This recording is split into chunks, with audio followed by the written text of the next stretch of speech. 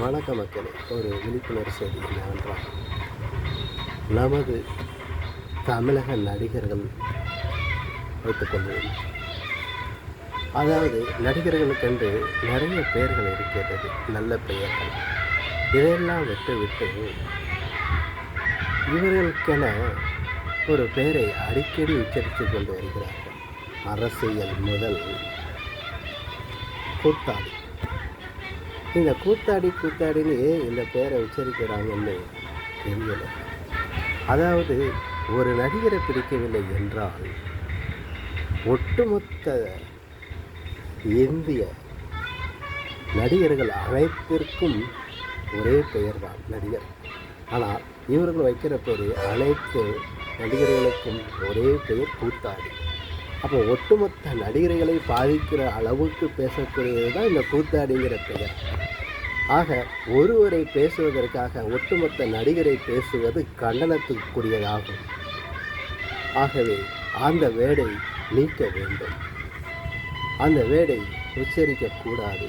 உனது வீட்டில் அப்பா அம்மா இருக்கும்போது அப்பாவுக்கு ஒரு பெயர், அம்மாவுக்கு ஒரு பெயர், புதிதாக ஒரு பெயரை வைத்தால் எப்படி இருக்கும்?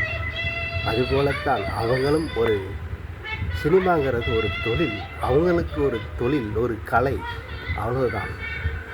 அதில் போய் நாம் வம்பு இழுத்துக்கிறது ரொம்ப தப்பான விஷயம், தவறான விஷயம் கூட. அவர்களுக்குள்ள நல்ல பெயர்களை நான் சூட்டுகிறேன், கேளுங்கள். முதலாவது எல்லாரும் கூப்பிடக்கூடியது நடிகர், ஆக்டர், சினிமாக்காரன், திரைப்படத்தில் உள்ளவர்கள், நகைச்சுவைக்காரர்கள், தியேட்டரில் வருபவர்கள், நாடக கலைஞர்கள், நாடக குழுவினர்கள், சினிமா துறையினர், திரைப்படத் துறையினர்கள், நடன கலைஞர்கள், இன்னும் எவ்வளவோ சொல்லலாம்.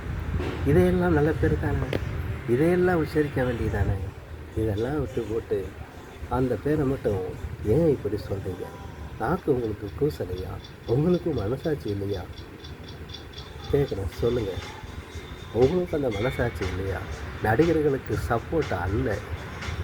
இந்தியாவில் பிறந்த அத்தனை நடிகர்களையுமே இது குறை சொல்வதுக்கு தான் சமம். ஆக கூத்தாடிங்கிற வேடை நீக்க வேண்டும். அப்படி மீறி அந்த கூத்தாடிங்கிற பெயரை ஒரு இதாக நீங்கள் கருதினீர்கள் என்றால் சட்ட ரீதியான நடவடிக்கை எடுக்கப்படும் என்று நெல்லை மாவட்டத்திலிருந்து வாசகன் ரிப்போர்ட்டர் சார்பாக எனது பணிவான கோரிக்கைகளை முன்னிறுத்துகிறேன். நன்றி.